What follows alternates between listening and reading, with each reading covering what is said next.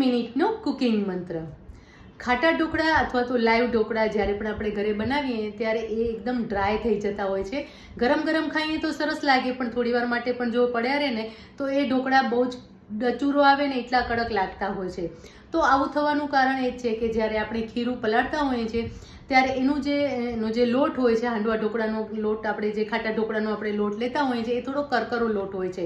એટલે જ્યારે તમે ખીરું પલાળો ને ત્યારે ખીરું થોડું ઢીલું રાખવાનું છે, જેના કારણે શું થશે કે ખીરું છે એ વધારે પાણી એબ્સોર્બ કરશે અને તમારું ખીરું એકદમ પરફેક્ટ તૈયાર થશે. અને એમાંથી જ્યારે પણ તમે ઢોકળા બનાવશો ત્યારે ઢોકળા એકદમ સરસ બનશે.